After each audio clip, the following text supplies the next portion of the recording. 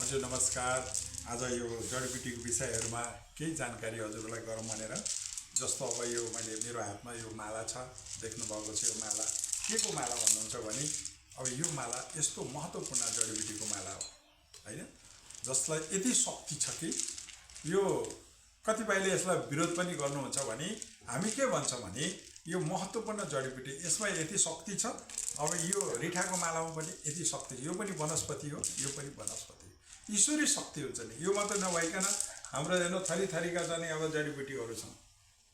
यति महत्त्वपूर्ण जडीबुटीहरू छन् कि हरेक जडीबुटीमा आफ्नो आफ्नो शक्ति हुन्छ। रोग प्रतिरोधसँग लड्ने क्षमता महत्त्वपूर्ण जडीबुटीहरूमा छन्। हेर्नु, सबैलाई म यहीँबाट आह्वान के भन्न चाहन्छु भने अब यो माला यदि कसैले लगायो भने यो मालालाई घृणा गर्ने पनि चलन छ। दर्शकबिनहरू, म के भन्न चाहन्छु भने यो यस्तो महत्त्वपूर्ण जडीबुटी फल हो। यसमा ईश्वरी परमेश्वर शक्ति छ। हरेक जडीबुटीमा शक्ति छ। यसलाई हामीले चाहिँ थिचेर पिसेर घोटेर हरेक रूपबाट प्रयोग गरे पनि भयो। र अर्को कुरो, यो नकारात्मक तत्त्वलाई पनि यसले काम गर्छ। जसको गलामा हुन्छ, जसको घर गृहमा यदि राखियो भने यसले ठुलो महत्त्वपूर्ण काम गर्छ। दर्शकबिनहरू, यो खाना पनि प्रयोग मिल्यो, अब अथवा लाउन पनि मिल्यो। यति शक्तिशाली जडीबुटी हो दर्शकबिनहरू। जस्तो अब यसलाई भनिन्छ, यसलाई थरी थरीको थुप्रै किसिमको चाहिँ रोगलाई यसले काम गर्छ। जसलाई अब हामीले राजविषी पनि भन्छौँ। कतिपयले अब यो एउटा जडीबुटीलाई थरी थरीको नामले पनि भनिन्छ। दर्शकबिनहरू, अब हामीले रोग कस्तो छ, कस्तो समस्याहरू छ होइन, त्यो रोग अनुसारको हामीले चाहिँ यहाँ उपलब्ध गराइन्छ, बनाइन्छ। पहिला त मैले हेर्छु, हेर्नुहोस्, सबैलाई यहीँबाट स्वदेश विदेशमा रहनुभएका सबैलाई चाहिँ म के आह्वान गर्न चाहन्छु भने हजुरहरूको थुप्रै किसिमको जसलाई भन्छ कब्जियत, जसलाई हर्ष पाइल्स भनिन्छ।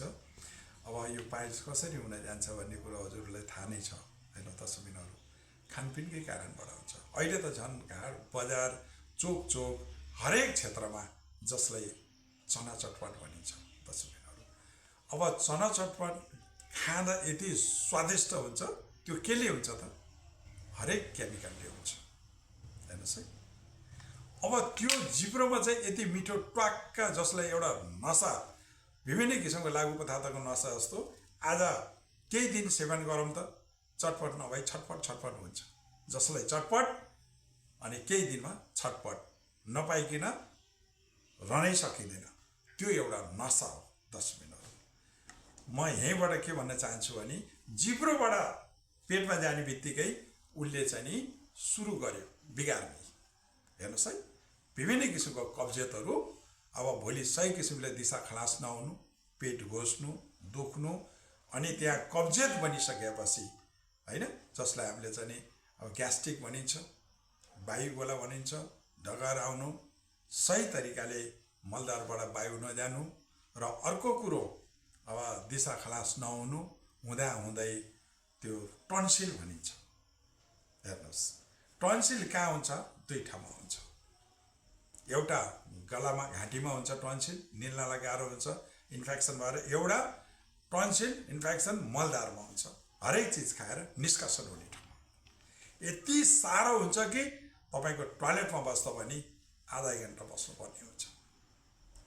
यति गाह्रो भई पनि निस्किन्छ। यति खाइन्छ। दर्शकबिनहरू, कति लगभग चाहिँ 1 महिना 2 महिना समथिङ हामीले चाहिँ दिनभरिमा खाइन्छ। तर निष्कासन यति कति गाह्रो पीडा भएर कतिपयले त ब्लडै निस्किन्छ। सुरुमा अब मलद्वारमा, जसलाई हामीले पाइल्स भनिन्छ, अथवा थरी थरीका त्यसलाई अरू भाषाले पनि बोलिन्छ। तर त्यो टन्सिल भयो, एकदम साह्रो भयो, निस्किनलाई गाह्रो भयो। तर त्यो सुरुमा चिलाउँछ, एलर्जी भनिन्छ। हुँदै तपाईँको चाहिँ सानो फोकाहरू उठ्छ, पट्टा फुट्छ, त्यो मांसपेशी तन्किँदाखेरि त्यसपछि गएपछि फेरि हजुरको ब्लडहरू जान्छ। हुँदै त्यो पुरै टन्सिल जमेर एउटा मासु पलाउँछ। मासु पलाइसकेपछि अब फेरि कतिपय ठाउँमा त त्यसलाई अपरेसन पनि गरिन्छ।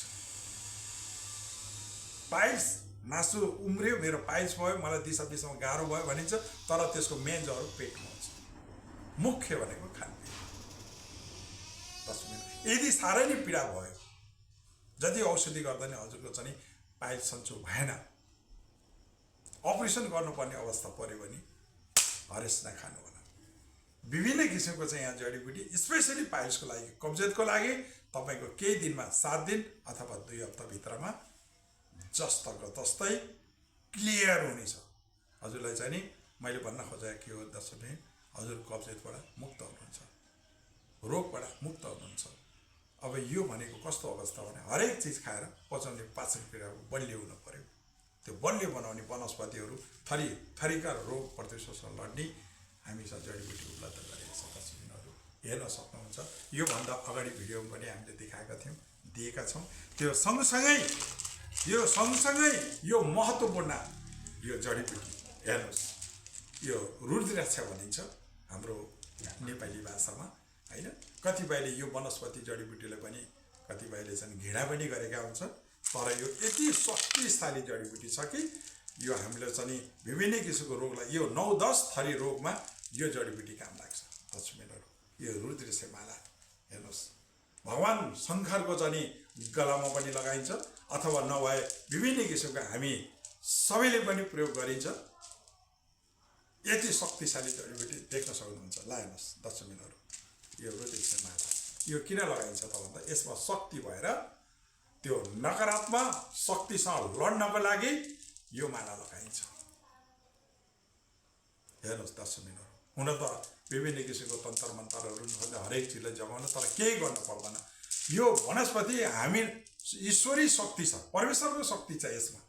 यहाँ कसैले जगाउनु पर्दैन, कुनै विद्या पनि चाहिँदैन, अटोमेटिक प्राकृतिक यो उत्पादन भएका। हेर्नुहोस् यति ठुलो महत्त्वपूर्ण जडीबुटीहरू छ। दर्शक म फेरि हजुरहरूलाई विभिन्न किसिमको जडीबुटीको विषयहरूमा हजुरलाई राख्दै जानेछु। जडीबुटी कुन जडीबुटीले के काम गर्छ दर्शकहरू राख्दै जानेछु। हस्।